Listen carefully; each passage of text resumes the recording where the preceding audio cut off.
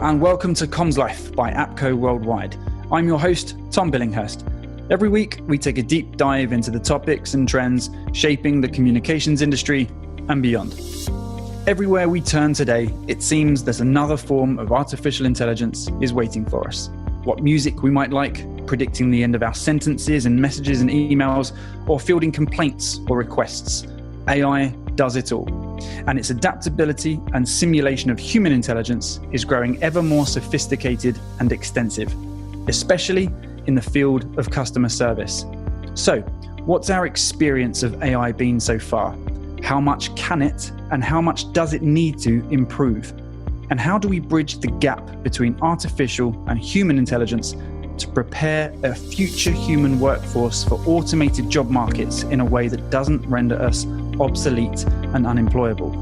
Joining us to discuss these questions and more is Toby Ruckert, founder and CEO of Unified Intelligent Brain, otherwise known as UIB, a conversational AI chatbot platform based out of Singapore, which is currently being used by some of Dubai's major utilities and telco companies.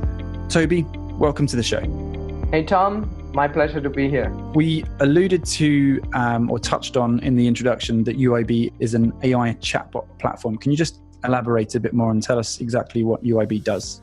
UIB started off simply connecting human messaging channels for communication purposes. Whether it's your WhatsApp, we are WhatsApp partner, one of the few around the world. This is also one of the reasons the Middle East and the utility and telco companies that you had mentioned earlier were very interested to work with us even as far as 3 years back. And then we decided we really wanted to have the ability to connect these to other systems. Yeah, for example, software systems, hardware systems like IoT, and so on. The whole idea was really to build a human-to-machine universal translator, and bringing this together in a way that one day when AI evolves, there is a human universal translator component to it that we again understand what the heck is actually going on. So what does that look like on a practical level, on an everyday use case for human beings? We mentioned telcos and utilities companies. How does a human interact with this? In the case of a telco, for example, you'd go to their website and you would go to their customer service website. You have a question like, how do I sign up for a SIM card? Or is there a way perhaps I can pay my bill a little bit later? And normally you would contact customer service or call center, but these call centers, especially during COVID-19, have been terribly overloaded. There were even instances where call center staff could not get into the building due to the lockdown, and they were not really prepared to work from home in a distributed manner. So when you would call up customer service, no one would be there. You couldn't go in a store. So how to deflect that customer service to an intelligent bot to help you out and be present and have a permanently available presence for your customers was a big question for telcos. You go to the website, you click on the chat link opens, for example, your WhatsApp chat, or you can directly interact through the website itself. But on the other side, there is no human being. It's actually an AI-powered agent who answers your question. So you raised the issue there. It's a big one. How has the COVID-19 disruption impacted your business? What have you seen in terms of more people interacting with chatbots? What happened now with COVID-19 is that people took to social media, they took to chat channels, and in order to get what they needed, and I would say businesses met them halfway. We've been trying to push chatbots AI for well over 3 years now. And during COVID-19, we have seen 1,000% increase on average across all our deployments. So this tells you it's a typical 10x factor in those few weeks of usage. I can't get my head around that number. That's huge. The question I want to ask is, how effective have they been? What's the consumer and customer feedback been like? I'll give you a reason and example. I am chasing a refund for a flight, and I'm not going to use this platform to say. I'm also chasing a few, by the way. Right. Okay. So you'll know this quandary then. And I spend about 7 minutes of my day every single day waiting to speak to a human, pressing numbers and going through the voice activated command center that you get as soon as you make a phone call to a big company. I then get frustrated, and all I want to do is speak to a human being because I want to perhaps impart some emotional blackmail or use the human side of it to try and get them to understand the position I'm in.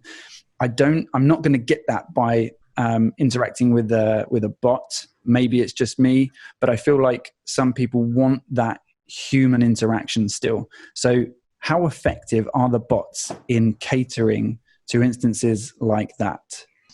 So look, in the past, this was designed consciously like this, that you have to go through a lot of hoops, that is making your refund difficult and so on. I mean, no brand in the world cannot tell me that if you've called this hotline 10 times and have punched in all the details and have gone through it, that the second time you call, maybe your internet connection dropped off or your phone connection dropped off or whatever, you will be calling from the same number only. So if you call from the same number, why can the conversation not continue from where it has left off? There's a unique identifier. It makes no sense. So this is the past. By design, it was like that. Because they didn't want to give a refund or they wanted to make it hard, and they know the more often you have to try, you're going to lose interest. You're just like, what the heck? Now it's different. The press is there are so many refunds. They somehow have to be processed. There is no way you cannot ignore it forever. Your brand is on the line, and a large Middle Eastern carrier just let go 30,000 people. That is the present. Right. Yeah. And lucky for us at the present time, as I mentioned with the past example, the technology itself is available. But my question to you is different, thinking into the future. In the future, we eventually have to decide, do we prefer an as human-looking AI, talking AI, chatting AI, and we don't know it's an AI, but it gives us what we want? Or do we want a real human, not a fake human, a real human that can't get us what we want?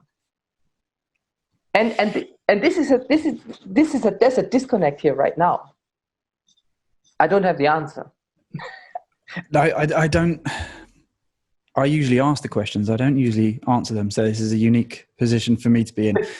I think, so is the robot able to make a change? Can it make a change for me? Now you are asking the right question back to me. I like it. So see, I'll give you a personal example. I was, one of the last flight I had was from Frankfurt to Dubai. And when I checked in the lounge, as a frequent flyer, I had a few long flights. I basically asked, can I upgrade to business class? And the lady said, yeah, sure, the plane looks really empty. Let me check. And she called up and she said, it's 500 euros. And I said, let's do it. And she called back and she got a reply from whoever. I don't know, is it a computer voice or is it another human? Oh, now the price has changed to 1,500. And I'm like, no, I'm not going to pay 1,500 for this.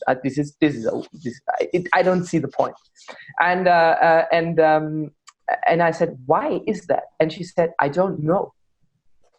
And she even said, it doesn't make sense because I just see a few cancellations. There are now less people on the plane. You would think a human mind, if I'm the owner of the business, I say, I can make $500 more. This guy is about to make a decision. He's going to fly with $500 more. And I'm effectively losing those 500 that I just won just because I made the wrong offer. If an AI would have all the transparent information available to itself, if it would have been given autonomy and it just did a mathematical calculation that said plus 500, minus 500, 1,500 is out of debate, then the AI would have performed better in this scenario. If it's been given the autonomy, yes. Exactly. And it's in that instance, like so many instances, it's the ability to adapt, to change based on the available data and information. And as you rightly and importantly say, given the ability to make decisions itself. One thing you mentioned there, Toby, which is fascinating, is you said you're working on including voice and visuals to make the experience between consumer and bots as human as possible. One thing that jumps to mind is the Blade Runner has literally just recently been put back on Netflix, so it's fresh in my mind.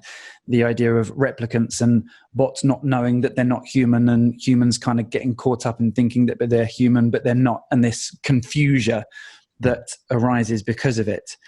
I wonder what your take is there on the ethics of creating bots that are designed to be as human as possible, in as much as they even think they have consciousness.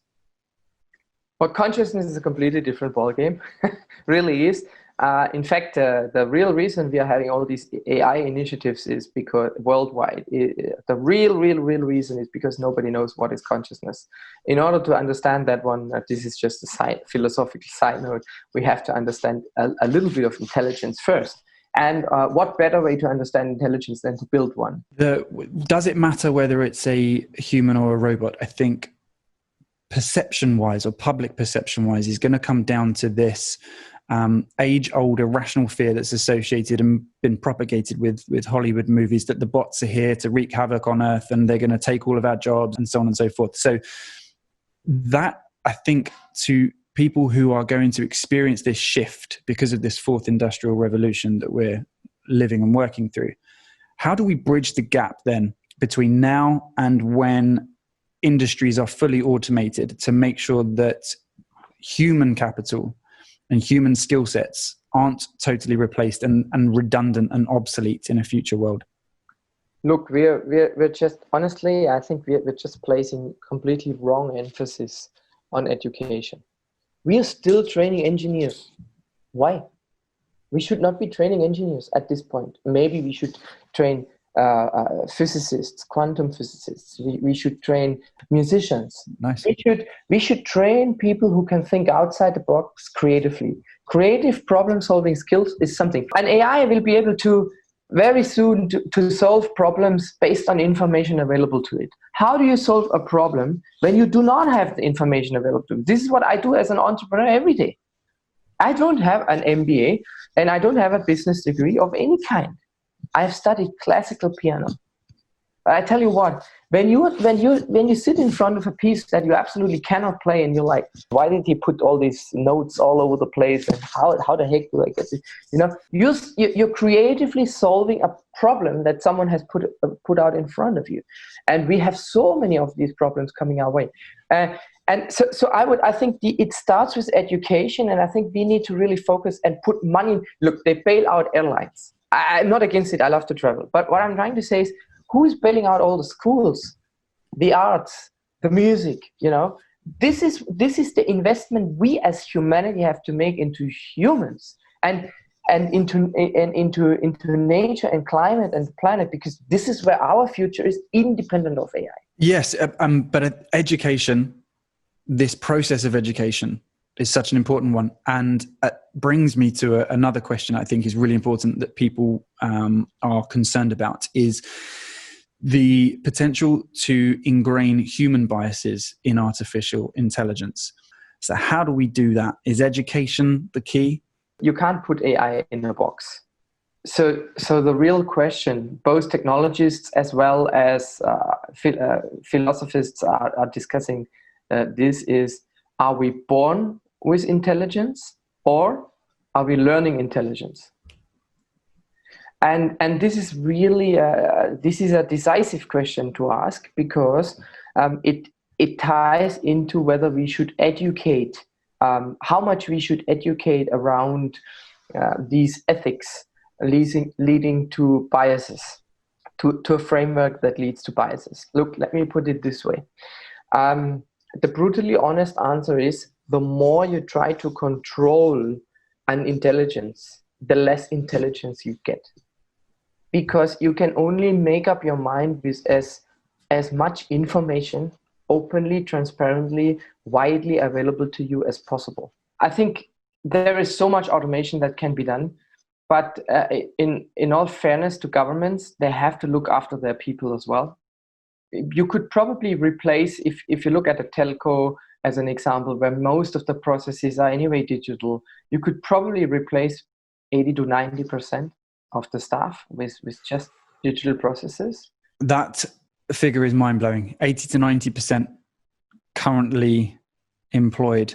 From a personal perspective, is the hysteria right and accurate, or should we be more excited about the arrival of the bots? There's no answer to the question. We don't know. The future will tell. But the more important question is, what can you do right now in the job market at any stage to be relevant in a world where more and more automation takes over? And the simple answer is, try to lose your job successfully to an AI. It's very simple. You lose your fear. The key point is you lose your fear of losing your job, and you cautiously, optimistically put yourself in a position, I'm going to lose it anyway. What can I do to lose it constructively to an AI now? And with that process, within that educational process, learn something that is of value to an employer. So always keep this in mind. But at the same time, not doing it's like a tsunami. You can't stop it. It's happening anyway, whether you're there or not. Try to ride the wave. And this is a way to do it, rather than being drowned. And on that cautionary tale, there's a lady called Kriti Sharma, who's seen as a global leader in the field of AI. She delivered a TEDx talk in the UK city of Warwick in 2018, warning about not imparting human biases into artificial intelligence and reasons that we should be optimistic for a future governed by AI. We can have a listen to that now. AI isn't just being used to make decisions about what products we want to buy or which show we want to binge watch next. I wonder how you'd feel about someone who thought things like this. A Black or Latino person is less likely than a white person to pay off their loan on time. A person called John makes a better programmer than a person called Mary. A Black man is more likely to be a repeat offender than a white man. You're probably thinking, wow, that sounds like a pretty sexist, racist person, right? These are some real decisions that AI has made very recently based on the biases it has learned from us, from the humans. We create it, and we get to decide what and how it learns. We get to teach the right values, the right ethics to AI. We just have to make the decision to do this sooner rather than later.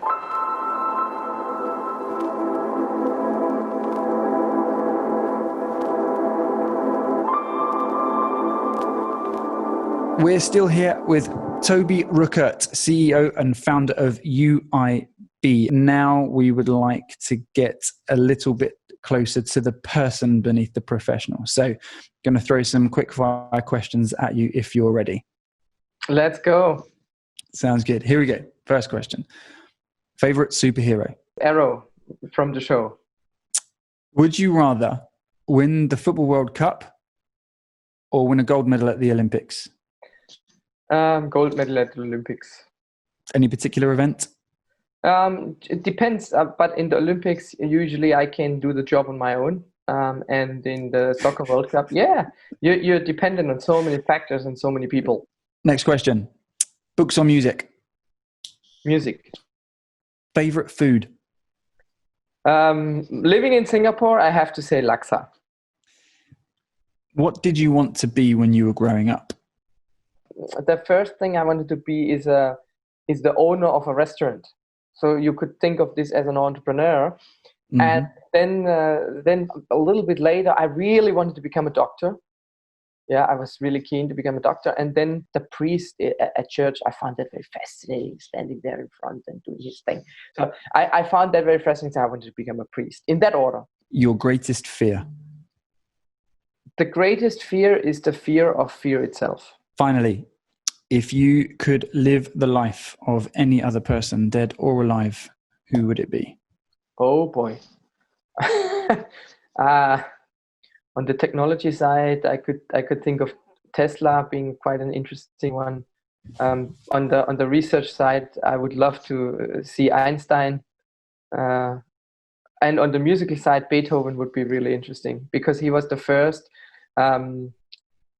artist entrepreneur. You know, he was one of the very, very rich people in Vienna of his time, which was very unusual for a musical artist. What a dinner table that would be. Tesla, Einstein, Beethoven, Ruckert. Toby, thanks so much for joining us. Thanks for giving us your time. It was a fascinating conversation, and we'll be in touch and see you soon. Sure. Thanks for listening to CommsLife. For more episodes, you can download the CommsLife podcast from Apple Podcasts, Google Podcasts, and Spotify. Keep up to date with everything from the CommsLife team by following our social media pages on LinkedIn, Instagram, Twitter, and YouTube. Stay safe and be well.